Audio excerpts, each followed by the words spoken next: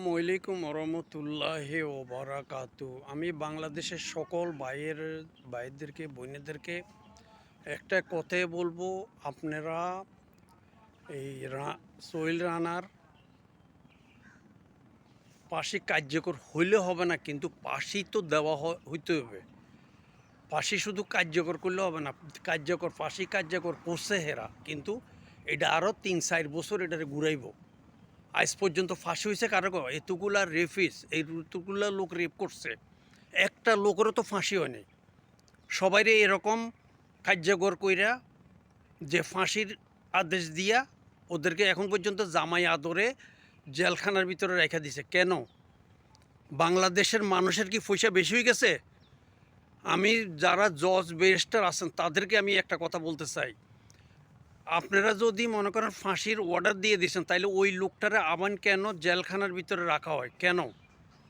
এটা কি আপনারা কি কোনো কিছু বলতে পারবেন? কেন কেন রাখা হলো ওরে? এই যে মেয়েটারে মাইরা ফালাইলো, গলা কাইডা ফালাইলো, হাত কাইডা ফালাইলো, বেজ্জিতি করলো, এগুলা কি আপনাদের চোখে পড়ে না? যারা বিচারের কাছে বাংলাদেশের জজ ব্যারিস্টার যারা আছেন, আপনাকে বিচার হয় না? আপনাকে ছেলে সন্তান নাই? তাইলে এই লোক যে শিয়ার গেছে যে আমি এটা করছি, তাইলে ওরে তো ওরে লগে লগে তো ফাঁসি দেওয়ার দরকার। আপনারা ওরে জামাই আদরে কত লোকে হেরে গার্ড দিয়ে যে লাগছে, একজন ওই যে তারেক জিয়ারও এতজনে গার্ড দেয় না। একটা খুনিরে মনে করেন আপনার যেভাবে গার্ড দিয়া পুলিশে নিয়ে যা বাংলাদেশের, এটা কি বাংলাদেশ নি না এটা কোন দেশ আমি তো বুঝতে পারি না। আর যারা বিচারক, আপনারা আবার হেরে জামাই আদর করার দরকার কি? ফাঁসির আদেশ দিয়েছেন, লগে লগে ফিল্ডে লইয়া যান, নিয়ে হ্যাং করে দেন, ফাঁসি দিয়ে দেন, শেষ। কিন্তু আপনারা জামাই আদরে নিয়ে আবার ওরা জেলখানার ভিতরে রাখতেছেন, কারণ কি? এগুলো কি শুরু করছেন আসলে আপনারা? 1851 সালের ওইসব বিচার বাদ দেন বাংলাদেশের মধ্যে। এখন নতুন যেটা জেনারেশন, এই জেনারেশনের নতুন আইন করেন, পুরান আইন বাদ দেন। ব্রিটিশ গেছে গা, ব্রিটিশেরা ওনার ফলো করার দরকার নাই, সব চলে গেছে। আপনারা এখন পর্যন্ত কালকে ফাঁসির কার্যকর করছেন, করে কি করছেন? লগে লগে ফাঁসি দেন। আপনাকে ফাঁসি দিতে মন চায় না? না ওগুলো জামাই আদর করে আপনারা জামাই বানাইতে চাইতেছেন? আপনারা কি জজ ব্যারিস্টাররা কি জামাই বানাইতে চাইতেছেন না সোলটানারে? 7 বছর একটা মাইয়ারে মানে রেপ করে মারা ভালো, এটা একটা কথা হইল?